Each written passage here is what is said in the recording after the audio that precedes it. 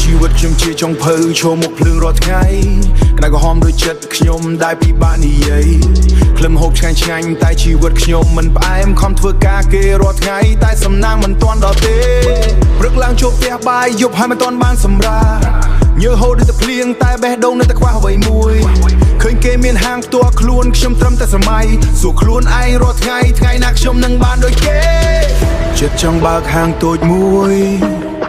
ឲ្យគ្រួសាររស់ស្រួលជាងនេះតែជីវិតខ្វះលុយកាក់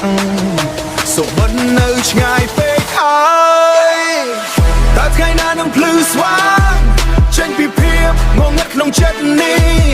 ខ្ញុំខំរត់តាមសុបិនរាល់ថ្ងៃតែវានៅឆ្ងាយមិនឃើញផ្លូវទៅតែថ្ងៃណានឹងបានដូចគេមានមុខរបរខ្លួនឯងសប្បាយចិត្ត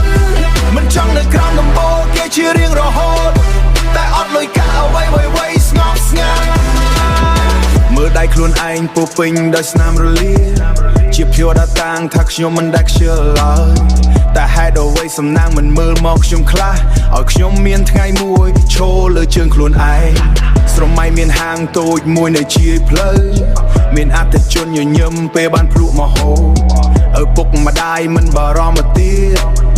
នោះជាសុបិនដែលខ្ញុំកាន់ជាប់មិនលែងជីវិតមិនស្រួល bro តែខ្ញុំមិនដាក់ចិត្តដោនពីផ្ទះបាយតូចខ្ញុំនឹងឡើងទៅក្រោម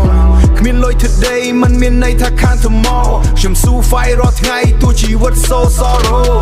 ពី zero ខ្ញុំនឹងធ្វើវាខ្លាយជា hero មិនចាំបាច់លុយច្រើនតែត្រូវការចិត្ត strong bro ថ្ងៃណាមួយខ្ញុំនឹងឈរលើជើងខ្លួនឯងពីចុងភៅធម្មតាខ្លាយជាម្ចាស់ហាងពិតមួយថ្ងៃតែថ្ងៃណានឹងភ្លឺស្វាងចេញពីភាពងងឹតក្នុងចិត្តនេះខ្ញុំខំរត់តាមសុបិនរាល់ថ្ងៃតែវានៅឆ្ងាយមិនឃើញផ្លូវទៅតែថ្ងៃណានឹងបានដូចគេមានមុខរបរខ្លួនឯងសប្បាយចិត្តមិនចង់នៅក្រោមដំបូលគេជារៀងរហូត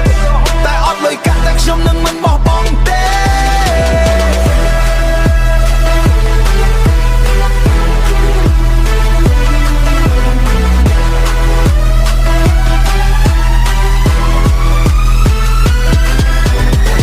ថ្ងៃនេះអាចងងឹត